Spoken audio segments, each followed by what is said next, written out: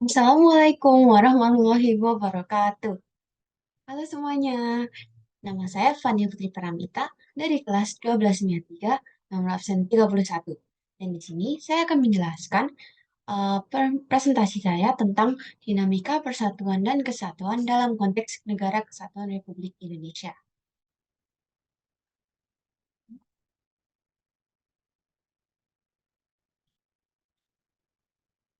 Nah, yang pertama adalah sebab hakikat Negara Kesatuan Republik Indonesia.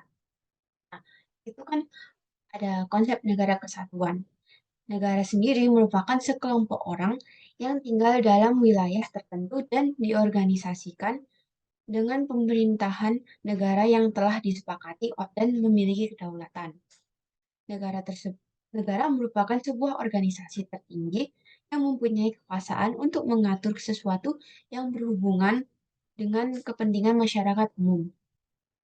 Nah, ada juga pengertian negara dari para ahli. Yang pertama adalah dari John Locke. Negara merupakan sebuah badan atau organisasi hasil dari perjanjian yang diputuskan masyarakat. Yang kedua ada Max Weber.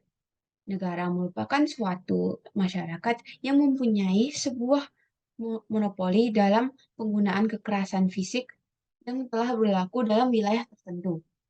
Yang ketiga ada Roger F. Solow. Negara merupakan sebuah sarana atau dapat disebut sebuah wewenang yang mengendalikan dan mengatur masalah-masalah yang bersifat umum dalam kehidupan masyarakat. Yang keempat ada dari Profesor Mr. Sunarko. Negara merupakan sebuah organisasi masyarakat yang memiliki wilayah tertentu di mana kekuasaan negara tersebut berlaku sepenuhnya sebagai sebuah kedaulatan.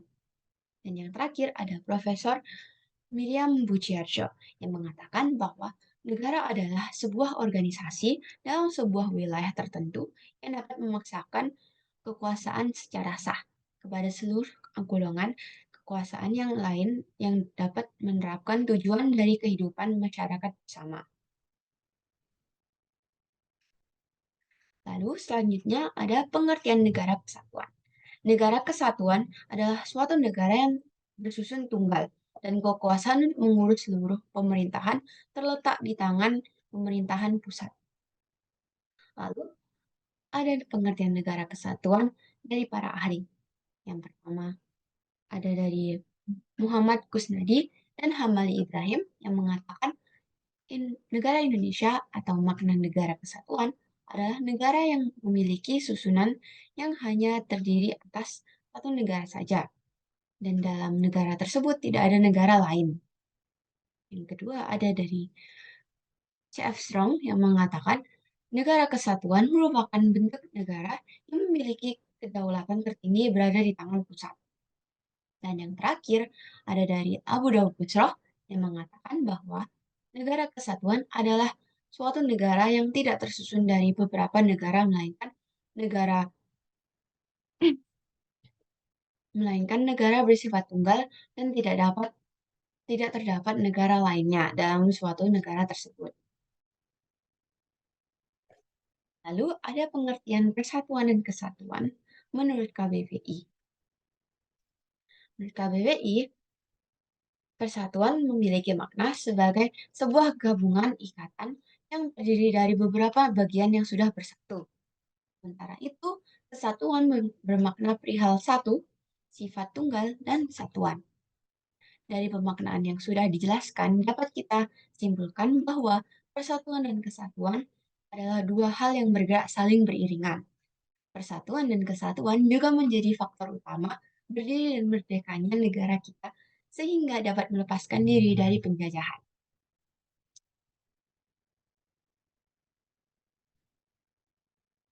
Lalu, ada sejarah lahirnya Negara Kesatuan Republik Indonesia. Yang pertama, sepakati bahwa Indonesia merupakan negara kesatuan. Bangsa Indonesia harus dapat mengatasi badai besar ketika Belanda kembali datang untuk melakukan agresi militer tahun 1948 sampai 1949. Meskipun telah kembali menjadi negara kesatuan, banyak sekali timbul upaya pemberontakan di berbagai daerah hingga tahun 1958. Kondisi ini membuat presiden harus mengambil tindakan dengan mengeluarkan Dekret Presiden 5 Juli 1959 yang isinya Konstitusi NKRI kembali menggunakan UUD NRI tahun 1945. Bentuk NKRI makin kokoh setelah dilaksanakan amandemen dalam UUD NRI tahun 1945.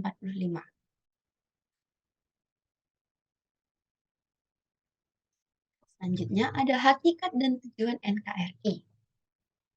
Pertama ada tujuannya, yaitu satu, melindungi segenap bangsa Indonesia dan seluruh tumpah darah Indonesia. Dua, memajukan kesejahteraan umum. Tiga, mencerdaskan kehidupan bangsa. Empat, ikut melaksanakan ketertiban dunia berdasarkan kemerdekaan, perdamaian abadi, dan keadilan sosial. Lalu, hakikat NKRI sendiri adalah negara kebangsaan modern. Pembentukan negara kebangsaan modern didasarkan pada semangat kebangsaan atau disebut dengan nasionalisme. Lalu ada fungsi NKRI. Yang pertama ada fungsi pertahanan. Fungsi pertahanan yaitu menyelenggarakan pertahanan dalam rangka menjaga kedaulatan wilayah dan kemerdekaan bangsa. Lalu ada fungsi keamanan. Fungsi keamanan yaitu menyelenggarakan tindakan pengaman dan penertiban untuk menciptakan tertib kehidupan yang aman. Lalu ada pemerintahan. Fungsi pemerintahan yaitu menyelenggarakan dan menjalankan tugas-tugas pemerintah, birokrasi, dan pelayanan kepada masyarakat. Lalu ada fungsi kesejahteraan. Fungsi kesejahteraan yaitu menyelenggarakan pembangunan di berbagai bidang untuk kemakmuran dan kesejahteraan rakyat. Lalu yang terakhir ada fungsi keadilan. Fungsi keadilan yaitu membuat dan melaksanakan peraturan dan kebijakan secara adil, serta memberi rasa keadilan kepada masyarakat.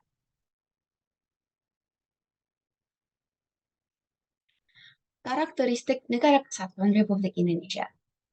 Bentuk negara kesatuan yang ada di Indonesia ini dapat didasarkan pada 5 alasan berikut.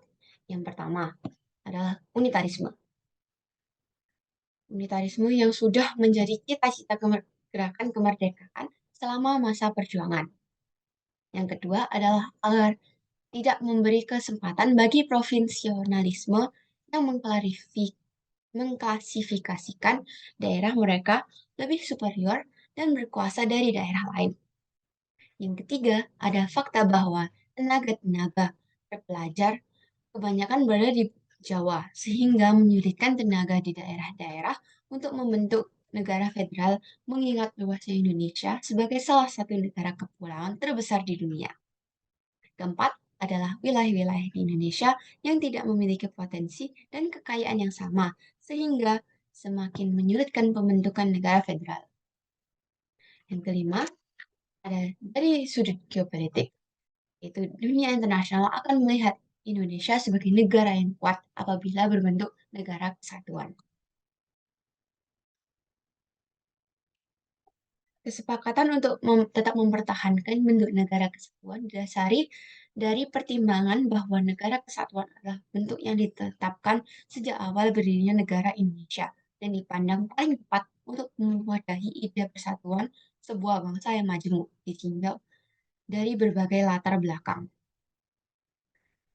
UUD Negara Republik Indonesia tahun 1945 secara nyata mengandung eh, semangat agar Indonesia bersatu, baik sebagaimana tercantum dalam pembukaan maupun dalam pasal-pasal yang langsung menyebutkan tentang negara kesatuan Republik Indonesia seperti berikut ini.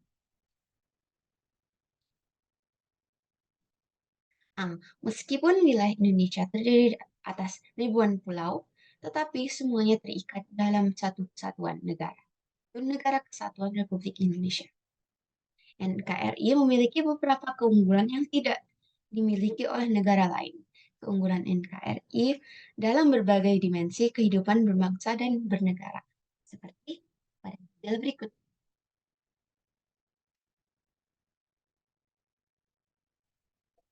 Lalu pada subbab selanjutnya, yaitu Persatuan dan Kesatuan Bangsa Indonesia dari masa ke masa.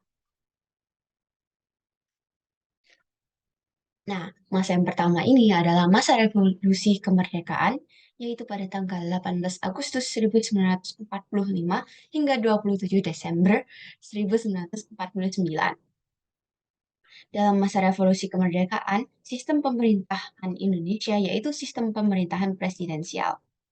Akan tetapi, seiring datangnya sekutu dan dicetuskannya Maklumat Wakil Presiden nomor 10 tanggal 16 November 1945, terjadi pembagian kekuasaan dalam dua bidang, yaitu kekuasaan legislatif dijalankan oleh Komite Nasional Indonesia Pusat atau KNIP, dan kekuasaan-kekuasaan lainnya yang masih tetap dipegang oleh Presiden sampai tanggal 14 November 1945. Adapun departemen yang dibentuk untuk pertama kalinya di Indonesia terdiri dari 12 departemen. Provinsi yang baru dibentuk terdiri atas 8 wilayah, yaitu sebagai berikut. Dari Sumatera ada Mr. Teuku Muhammad Hasan. Dari Jawa Barat ada Sutarjo Kertohadikusumo. Dari Jawa Tengah ada Panji Suroso. Dari Jawa Timur ada R.A. Suryo. Dari Sunda Kecil atau Nusa Tenggara ada Mr. I. Kusti Ketut. Dari Maluku ada Mr. J. Laturhahai. Dari Sulawesi ada Dr. GSSJ Ratulangi. Dari Borneo atau Kalimantan ada Insinyur Pangeran Muhammad Nur. Dan dari Sumatera ada Mr. Teuku Muhammad Hasan.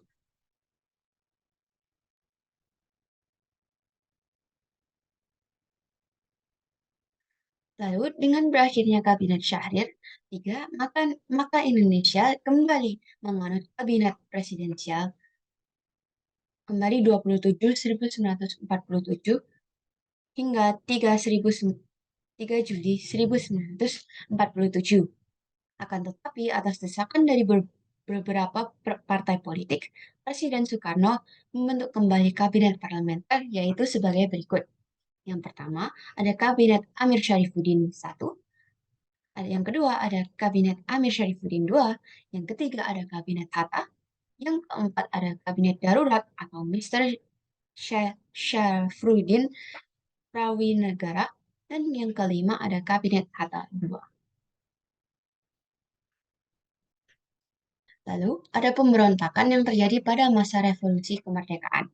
Yang pertama, ada pemberontakan PKI Madiun 1948.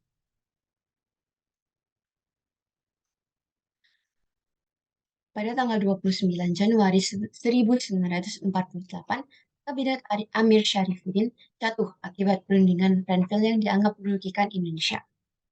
Pada tanggal 8 Juni 1948, Amir Syarifuddin menjadi oposisi pemerintah dengan membentuk Front Demokrasi Rakyat atau FDR. Lalu pada tanggal 18 September 1948, 8 FDR dibantu oleh Musso dan PKI untuk mendirikan Republik Soviet Indonesia di Madiun. Pemberontakan ini berhasil diselesaikan oleh TNI lewat Gerakan Operasi Militer atau GOM yang dipimpin oleh Kolonel Gatot Subroto. Latar belakang terjadinya pemberontakan ini adalah peristiwa pemberontakan yang uh, oleh Perjanjian Renville, di mana negara Indonesia berada dalam posisi yang sangat dirugikan. Lalu, tidak lama kemudian, pada tanggal Januari 1948, Amir Syarifuddin lengser dari jabatannya. Dan lengsernya ini disikapi dengan rasa kecewa oleh Musso. Setelah Amir Syarifuddin turun dari jabatannya, Muhammad Hatta ditunjuk untuk membentuk kabinet. Dan pada pembentukan kabinet tersebut, Muhammad Hatta mengajak Masyumi, TNI, dan sayap kiri untuk bergabung dan bersama-sama membangun kabinet koalisi dengan proporsi wakil yang seimbang. Amir Syarifuddin menggalang kekuatan dengan kelompok sosialis lainnya seperti Partai Komunis Indonesia atau PKI, Pemuda Sosial Indonesia atau PESINDO, Partai Sosialisasi Indonesia atau PSI, dan Partai Buruh. Kelompok tersebut diberi nama Perjuangan Front Demokratik atau FDR. Tujuan pemberontakan tersebut ada yang pertama, Yang dilakukan oleh PKI adalah dengan melakukan propaganda kepada masyarakat untuk mempercayai akan pentingnya Front Nasional. Melalui Front Nasional tersebut dilakukan penggalangan kekuatan revolusioner dari masyarakat tani, buruh, dan golongan rakyat miskin lainnya, dengan memanfaatkan keresahan sosial yang terjadi di antara masyarakat tersebut. PKI berencana bahwa setelah upaya tersebut dilakukan, maka selanjutnya PKI akan berkoalisi dengan tentara PKI yang beranggapan bahwa tentara Indonesia harus memiliki sikap yang sama seperti tentara merah yang berada di Uni Soviet. Upaya penumpasan pemberontakan PKI di Madiun yaitu bahwa peristiwa yang terjadi di kota Madiun yang digerakkan oleh PKI adalah suatu pemberontakan terhadap pemerintah Indonesia dan memberikan instruksi kepada alat-alat negara dan angkatan perang untuk memulihkan keamanan negara, memberikan kekuasaan penuh terhadap Jenderal Sudirman untuk melaksanakan tugas pemulihan keamanan dan ketertiban di Madiun dan daerah-daerah lainnya. Lalu, pemberontakan selanjutnya ada DITI. Pemberontakan DITI terjadi karena Kartosuwiryo tidak menepati perjanjian Renville dan tidak mau pindah dari Jawa Barat. Pemberontakan ini dimulai dari Jawa Barat, kemudian menyebar ke daerah-daerah lain di Indonesia. Untuk pada masa revolusi kemerdekaan sendiri ada terjadi DITI di Jawa Barat yang terjadi pada tahun 1948 hingga 1962. Pemberontakan ini dipimpin oleh Kartosuwiryo akibat kekecewaan atas perjanjian Renville. Tujuan dari pemberontakan ini adalah ingin mendirikan negara Islam Indonesia. Pemberontakan ini berhasil diselesaikan oleh TNI melalui Operasi Pagar Betis dan Operasi Baratayuda. Lalu, hasil bab selanjutnya ada Persatuan dan Kesatuan pada masa Republik Indonesia Serikat, yaitu pada tahun 27 Desember 1949 hingga 17 Agustus 1950, yang meliputi Gerakan Angkatan Perang Ratu Adil atau APRA, pemberontakan Andi Aziz di Makassar, dan Gerakan Republik Maluku Selatan atau RMS. Yang pertama, ada pemberontakan Angkatan Perang Ratu Adil atau APRA. Pada 23 Januari 1950, Raymond Westerling bersama pasukannya APRA menyerang kota Bandung. Pemberontakan mereka bertujuan untuk mempertahankan negara Pasundan dan tidak mau melebur ke dalam Republik Indonesia. Selain menyerang kota Bandung, APRA juga berencana menyerang Jakarta yang dibantu oleh Sultan Hamid II. Namun, rencana penyerangan ke Jakarta dapat digagalkan. Pada 22 Februari 1950, pemerintah melakukan operasi militer untuk menumpas pemberontakan APRA di Bandung. Namun, Raymond Westerling dapat melarikan diri ke Singapura. Pada 4 April 1950, Sultan Hamid II ditangkap oleh pemerintah Indonesia. Lalu, kedua, ada pemberontakan oleh Andi Aziz. Pada 5 April 1950, pemerintah Indonesia mengirimkan 1 batalion APRIS atau TNI dari Jawa ke Sulawesi Selatan. Kedatangan APRIS atau TNI dari Jawa dianggap ancaman oleh masyarakat pro-federal yang mayoritas terdiri dari mantan pasukan KNIL.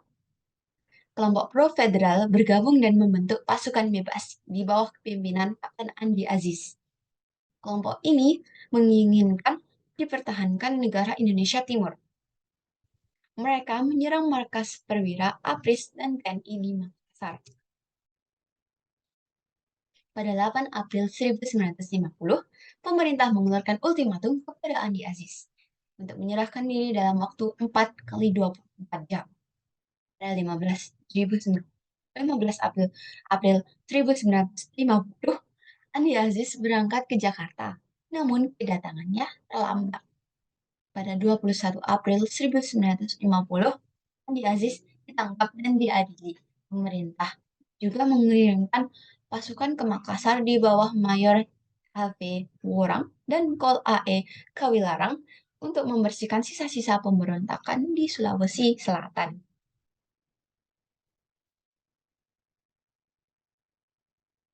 Lalu selanjutnya ada Gerakan Republik Maluku Selatan atau RMS. Pada 25 April 1950, Soumokil memproklamasikan berdirinya Republik Maluku Selatan dan menetapkan Ambon sebagai ibu kota RMS. Proklamasi tersebut disambut baik oleh mantan anggota KNIL. Pada 29 April 1950, pemerintah mengirim Dr. Leiman Meina ke Maluku untuk berunding dengan Soumukil. Tapi hal tersebut ditolak oleh Soumukil.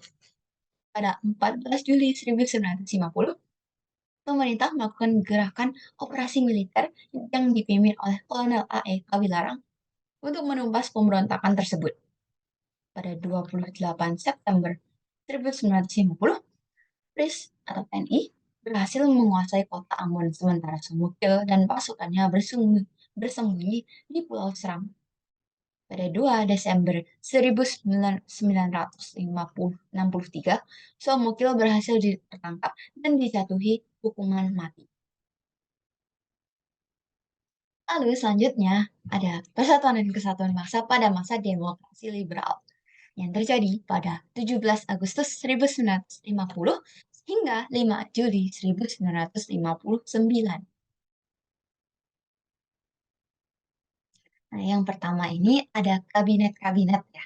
Kabinet yang pertama yaitu Kabinet Natsir yang terjadi pada 6 September 1950 hingga 21 Maret 1951. Program pokok yang dilakukan oleh Kabinet Natsir itu yaitu yang pertama, menggiatkan usaha keamanan dan ketentraman. Dua, mencapai konsolidasi dan menyempurnakan susunan pemerintahan. Tiga, menyempurnakan organisasi angkatan perang. Empat, mengembangkan dan memperkuat ekonomi rakyat. Lima, memperjuangkan penyelesaian masalah Irian Barat. Keberhasilan yang pernah dicapai oleh Kabinet Natsir yaitu sebagai berikut. Satu, di bidang ekonomi, ada Sumitro Plan yang mengubah ekonomi kolonial nasional. Yang kedua, Indonesia dapat masuk PBB. Yang ketiga, berlangsung perundingan antara Indonesia Belanda untuk pertama kalinya mengenai masalah Irian Barat. Lalu, ada kendala dan masalah yang dihadapi selama Kabinet Natsir, yaitu upaya memperjuangkan masalah Irian Barat dengan Belanda mengalami jalan buntu. Yang kedua, pada penerapan Sumitro Plan, pengusaha nasional diberi bantuan kredit, tetapi bantuan itu diselewengkan penggunanya sehingga tidak mencapai sasaran. Lalu, timbul masalah keamanan dalam negeri, yaitu terjadi pemberontakan hampir di seluruh wilayah Indonesia, seperti gerakan DITII, gerakan Andi Aziz, gerakan APRA, dan gerakan RMS. Kabinet yang kedua adalah Kabinet Sukiman pada tanggal 27 April 1951 hingga 3 April 1952. Program kerja pokoknya yaitu menjamin keamanan dan ketentraman, mengusahakan kemakmuran rakyat, dan memperbaharui hukum agraria agar sesuai dengan kepentingan petani, mempercepat persiapan pemilihan umum, menjalankan politik luar negeri secara bebas aktif, serta memasukkan Irian Barat ke dalam wilayah Republik Indonesia secepatnya. Di bidang hukum, menyiapkan undang-undang tentang pengakuan serikat buruh, perjanjian kerjasama, penetapan upah minimum, dan penyelesaian pertikaian buruh. Lalu, kendala dan masalah yang dihadapi oleh kabinet ini adalah adanya pertukaran nota keuangan antara Menteri Luar Negeri Indonesia, Subarjo, dengan Duta Besar Amerika Serikat, Merle Cochrane. Yang kedua, adanya krisis moral yang ditandai dengan munculnya korupsi yang terjadi pada setiap lembaga pemerintahan dan kemanakan barang-barang mewah. Yang ketiga, ada masalah Irian Barat yang juga belum teratasi. Yang keempat, ada hubungan Sukiman dengan militer yang kurang baik, tampak dengan kurang tegasnya tindakan pemerintah menghadapi pemberontakan di Jawa Barat, Jawa Tengah, dan Sulawesi Selatan. Kabinet ini jatuh karena mosi tidak percaya akibat penandatanganan Bantuan Ekonomi Mutual Security Act atau MSA dari Amerika Serikat. Kabinet yang ketiga adalah Kabinet Milopo pada tanggal 3 April 1952 hingga 3 Juni 1953. Kabinet ini memiliki program kerja menyelenggarakan pemilu, meningkatkan kemakmuran rakyat, membebaskan Irian Barat, dan melaksanakan politik luar negeri bebas.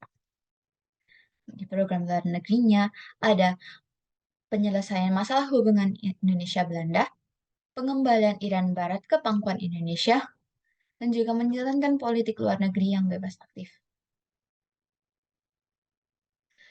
Di kabinet ini ada banyak sekali kendala yang seperti adanya kondisi krisis ekonomi yang disebabkan karena jatuhnya harga barang-barang ekspor Indonesia, sementara kebutuhan impor terus meningkat. Yang kedua, ada terjadi defisit kas negara karena penerimaan negara yang berkurang banyak terlebih setelah terjadi penurunan hasil panen sehingga membutuhkan biaya besar untuk mengimpor beras. Yang ketiga, ada munculnya gerakan separatisme dan sikap provinsialisme yang mengancam keutuhan bangsa.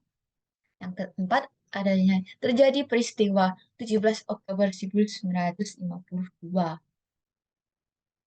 Kabinet ini jatuh karena peristiwa sengketa tanah di Tanjung Morawa dan konflik internal Angkatan Darat pada 17 Oktober 1952.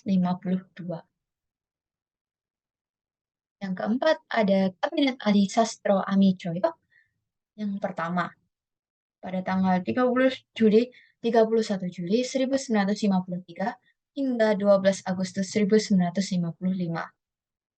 Program kerjanya ada menumpas pemberontakan DITI, melaksanakan pemilihan umum untuk memilih DPR dan Badan Konstituante, dan memperjuangkan masalah Irian Barat dan juga menyelenggarakan Konferensi Asia Afrika atau KAA.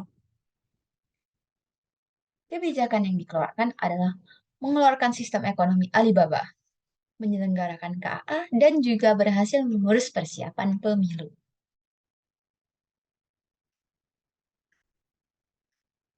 Tetapi ada kendala seperti menghadapi masalah keamanan di daerah yang belum juga dapat terselesaikan, seperti DIY di Jawa Barat, Sulawesi Selatan, dan Aceh. Jadi, peristiwa 27 Juni 1955 yaitu suatu peristiwa yang menunjukkan adanya kemelut dalam tubuh TNI AD. Lalu ada keadaan ekonomi yang makin memburuk, maraknya korupsi, dan inflasi yang menunjukkan gejala membahayakan. Yang keempat, ada memudarnya kepercayaan rakyat terhadap masyarakat pemerintah. Yang kelima, ada munculnya konflik antara PNI dan NU yang menyebabkan NU memutuskan untuk menarik kembali menteri-menterinya pada tanggal 20 Juli 1955 yang diikuti oleh partai-partai lainnya. Kabinet ini jatuh karena dianggap tidak becus dalam mengatasi masalah internal Angkatan Darat.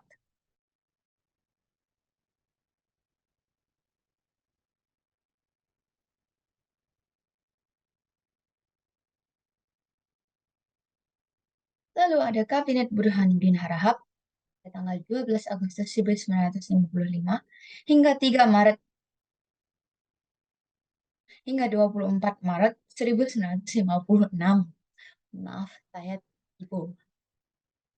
Yang memiliki program pokok seperti mengembalikan kewibawaan pemerintah, yaitu mengembalikan kepercayaan Angkatan Darat dan masyarakat kepada pemerintah. Yang kedua, melaksanakan pemilihan umum menurut rencana yang sudah ditetapkan dan mempercepat terbentuknya parlemen baru. Tiga, masalah desentralisasi, inflasi, dan pemberantasan korupsi. Yang keempat, ada perjuangan pengembalian Irian Barat. Yang kelima, ada politik kerja sama Asia Afrika berdasarkan politik luar negeri bebas aktif. Hasil atau prestasi yang dicapai oleh kabinet ini adalah satu, penyelenggaraan pemilu pertama yang demokratis pada tanggal 29 September 1955. dan 15 Desember 1955.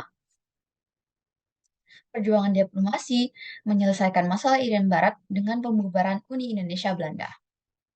Pemberantasan korupsi dengan menangkap para pejabat tinggi yang dilakukan oleh polisi militer.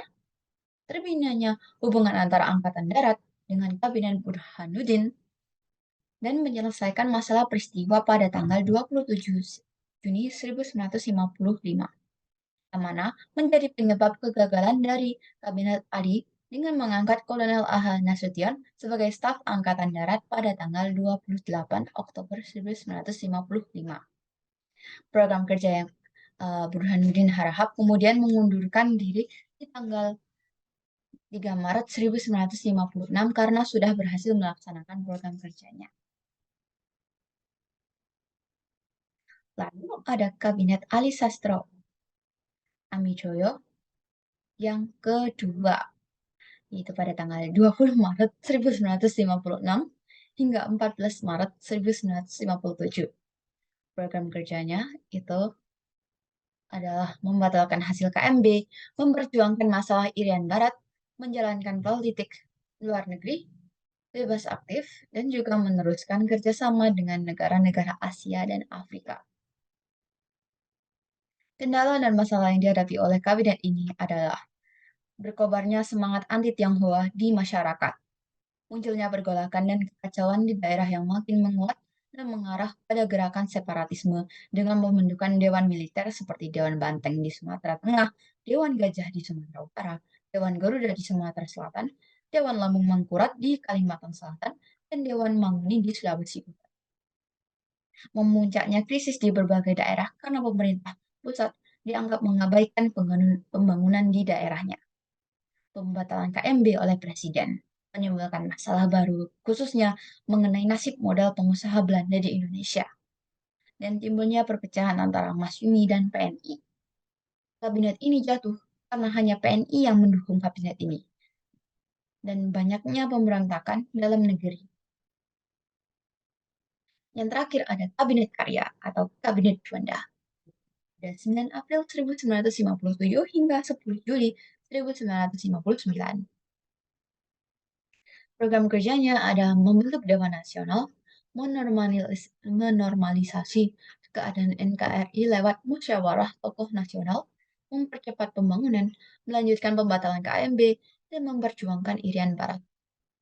Hasil atau prestasi yang berhasil dicapai oleh Kabinet Juanda yaitu mengatur kembali batas perairan nasional Indonesia melalui Deklarasi Juanda, terbentuknya Dewan Nasional sebagai badan yang bertujuan menampung dan menyalurkan pertumbuhan kekuatan yang ada dalam masyarakat dengan presiden sebagai ketuanya, mengadakan musyawarah nasional atau MUNAS untuk meredakan pergolakan di berbagai daerah, dan juga diadakan musyawarah nasional pembangunan untuk mengatasi masalah krisis dalam negeri, tapi tidak berhasil dengan baik.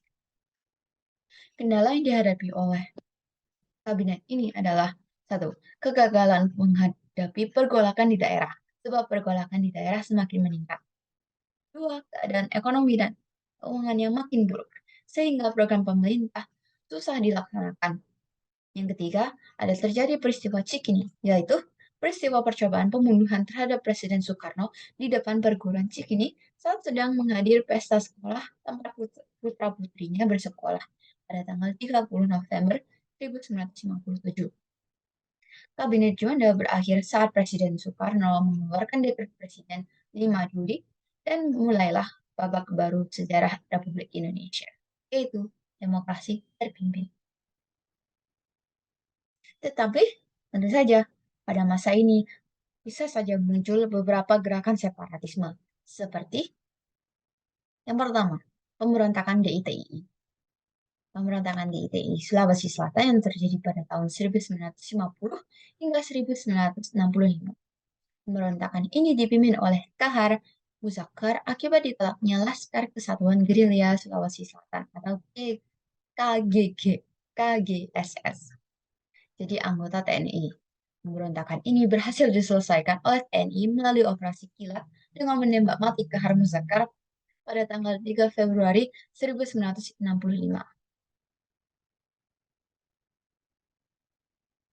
Lalu ada DITII di Kalimantan Selatan yang terjadi pada tahun 1950 hingga 1963. Pemberontakan ini dipimpin oleh Ibnu Hajar akibat ditolaknya kesatuan rakyat yang tertindas untuk masuk menjadi anggota TNI. Upaya penumpasan gerakan separatis DITII di Kalimantan Selatan akhirnya dilakukan melalui operasi militer TNI. Ibnu Hajar pun berhasil ditangkap pada tahun 1959. Lalu ada DITII di Aceh dari pada tahun 1953 hingga 1959. Pemberontakan ini dipimpin oleh Daud Bruh akibat ketidakpuasan rakyat Aceh karena status Aceh yang menjadi bagian dari Provinsi Sumatera Utara. Pemberontakan ini berhasil diselesaikan dengan cara musyawarah rakyat Aceh, sehingga Aceh diberikan otonomi yang luas kepada rakyat Aceh dalam bidang agama dan hukum adat. Lalu, ada pemberontakan PRRI atau Permesta, yaitu Pemerintah Revolusioner Republik Indonesia atau Perjuangan Rakyat Semesta. Pada 2 Maret 1957, Letnan Kolonel V. Sumual memproklamasikan berdirinya Perjuangan Rakyat Semesta atau Permesta. Pada 15 Februari 1958, Kolonel Ahmad Hussein dipecat secara tidak hormat oleh pemerintah. Kemudian ia memproklamasikan berdirinya Pemerintah Revolusioner Republik Indonesia atau PRRI. Di waktu yang bersamaan, PRRI mendapatkan dukungan dari Permesta,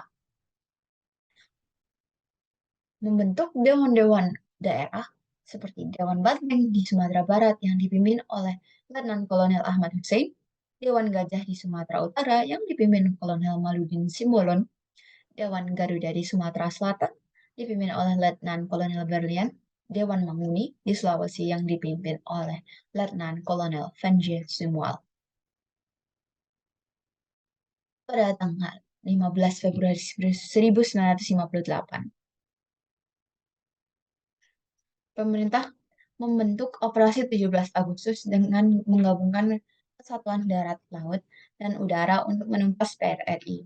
Jenderal A.H. Nasution juga melakukan pendekatan diplomatis dengan operasi pemanggilan kembali untuk meyakinkan tentara PRRI agar menyerah dan kembali ke NKRI.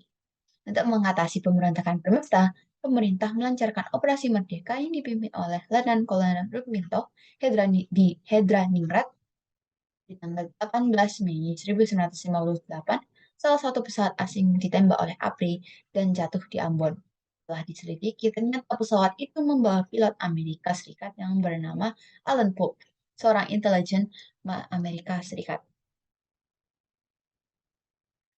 Lalu pada masa yang berbeda lagi, yaitu persatuan dan kesatuan bangsa pada masa Orde Lama yang terjadi pada tanggal 5 Juli 1958 hingga 11 Maret 1966. Kabinet yang dibentuk pada tanggal 9 Juli 1959 dinamakan Kabinet Kerja yang terdiri atas berikut. 1. Kabinet inti yang terdiri atas seorang Perdana Menteri yang dijabat oleh Presiden dan 10 orang menteri. Yang kedua ada menteri-menteri ex officio, yaitu pejabat-pejabat negara yang karena jabatannya diangkat menjadi menteri. Pejabat tersebut adalah Kepala Staf Angkatan Darat, Laut, Udara, Kepolisian Negara, Jaksa Agung, Ketua Dewan Perancang Nasional, dan Wakil Ketua Dewan Pertimbangan Agung. Yang ketiga, menteri-menteri muda sebanyak 60 orang. Latar belakangnya terjadi demokrasi terpimpin. Dari segi keamanan nasional, banyaknya gerakan separatisme yang pada masa demokrasi liberal menyebabkan ketidakstabilan negara. Bahwa dari segi perekonomian sering terjadinya pergantian kabinet pada masa demokrasi liberal, menyebabkan program-program yang dirancang oleh kabinet tidak dapat dijalankan secara utuh, sehingga pembangunan ekonomi tersendat.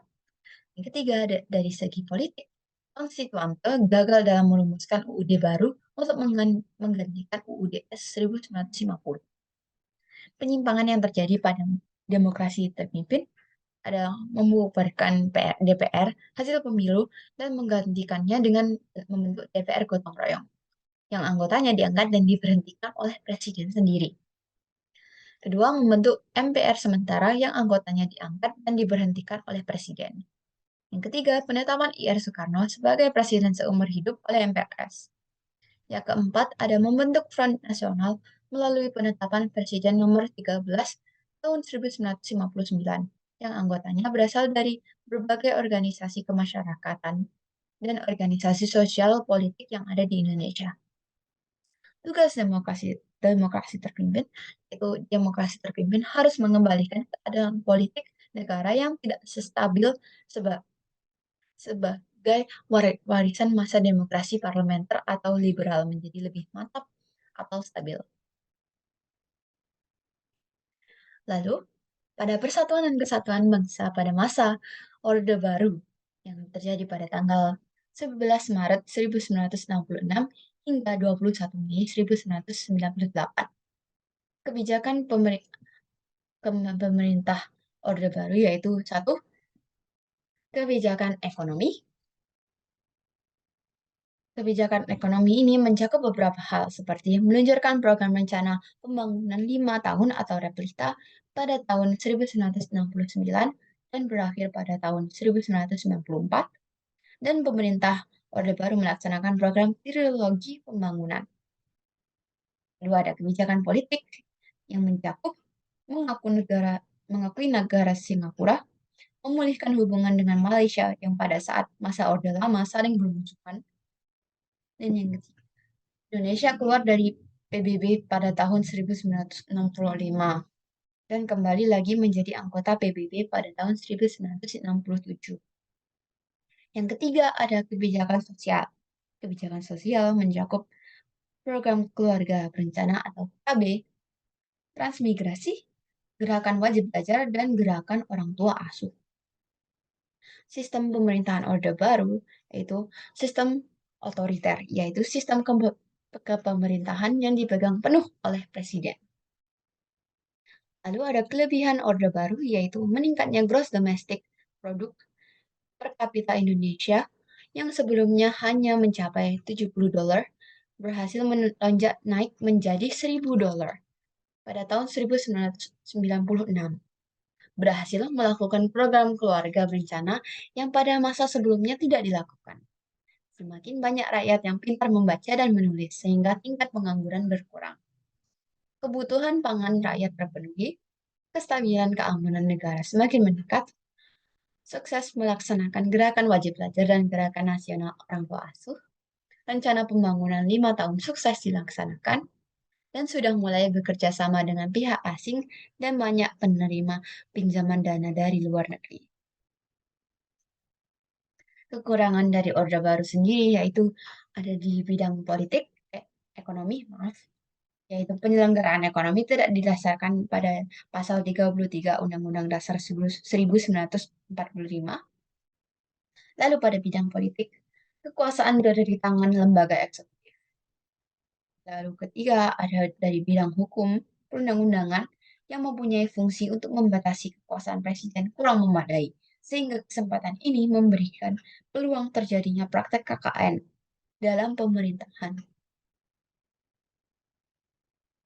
Lalu, yang terakhir ada persatuan dan kesatuan pada masa reformasi, yaitu periode 21 Mei 1998 hingga sekarang. Perubahan yang mendasar dalam ketatanegaraan Indonesia setelah mengalami amandemen, yaitu satu, kedaulatan di tangan rakyat dan dilakukan menurut Undang-Undang Dasar. Yang kedua, ada MPR merupakan lembaga bikameral, yaitu terdiri dari DPR dan DPD.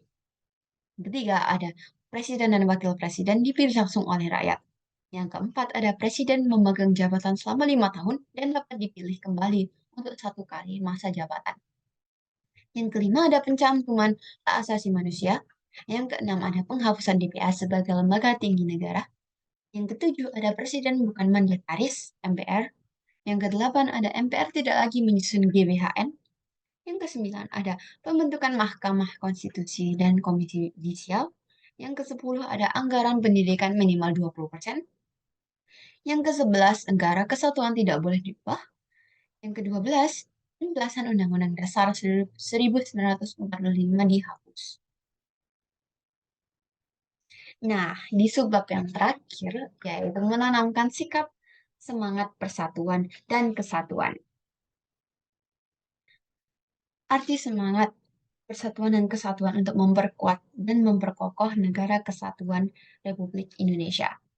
Yang pertama, ada bagi masyarakat, yaitu kehidupan masyarakat akan tentram dan damai apabila dalam masyarakat terdapat persatuan dan kesatuan. Kedua, ada hilangnya konflik yang dapat memecah belah masyarakat. Ketiga, ada tumbuhnya sikap saling menghormati, bekerja sama, dan gotong royong dalam masyarakat. Lalu ada bagi diri sendiri, yaitu dengan semangat persatuan, kesatuan, dan maka kehidupan pribadi akan damai dan tentram. Karena kita dapat hidup di antara orang lain dengan sikap saling menghargai. Lalu ada semangat persatuan yang diperlihatkan diri sendiri akan mewarnai persatuan dalam keluarga. Lalu ada dalam semangat persatuan dan kesatuan, kita akan menjadi pribadi yang lebih baik jika kita mampu menerapkan prinsip persatuan dan kesatuan bangsa dengan baik.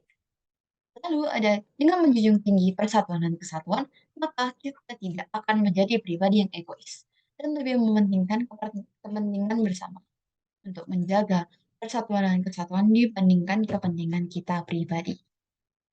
Lalu ada bagi bangsa dan negara, persatuan dan kesatuan bangsa Indonesia berarti persatuan bangsa yang mendiami wilayah Indonesia. Persatuan itu didorong untuk mencapai kehidupan yang bebas dalam wadah negara yang merdeka dan berdaulat. Lalu ada menanamkan sikap semangat persatuan dan kesatuan dalam berbagai kehidupan. Yang pertama, ada di kehidupan negara dengan beribadah bersama orang tua, pembagian tugas yang adil kepada semua anggota keluarga, menikmati hiburan bersama, dan menyelesaikan segala permasalahan dengan musyawarah. Dalam kehidupan masyarakat ada seperti kerja bakti bersama demi menciptakan kebersihan lingkungan tempat tinggal, tukar-menukar para pemuda dari daerah yang satu ke daerah yang lainnya, mengadakan festival budaya nasional, dan juga mengadakan jambore nasional. Lalu ada untuk kehidupan bangsa dan negara, mengharumkan nama bangsa dengan mengikuti pertandingan dalam bidang apapun, baik dalam tataran nasional maupun internasional. Lalu ada memperluas pendidikan di berbagai negara dengan tujuan mengembangkan pembangunan negara. Lalu ada berperan serta dalam kegiatan-kegiatan sosial kemasyarakatan. Lalu ada menjaga stabilitas pembangunan nasional secara merata dan menyeluruh.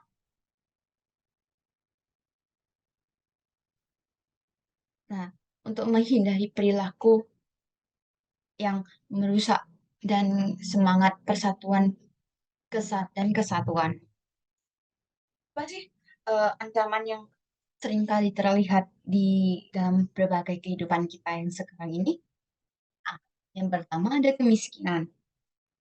Yang kedua ada apatisme dan ketidakpedulian sosial. Yang ketiga ada keterbelakangan. Yang keempat ada korupsi dan kolusi. Dan yang kelima ada dekadensi moral. Saya rasa cukup seperti itu untuk presentasi saya hari ini. Terima kasih sudah mendengarkan. Maaf jika ada salah dalam perkataan saya atau salah dalam em, pengetikan saya di PPT kali ini. Terima kasih. Saya Fanya Putri Paramita mengucapkan wassalamualaikum warahmatullahi wabarakatuh.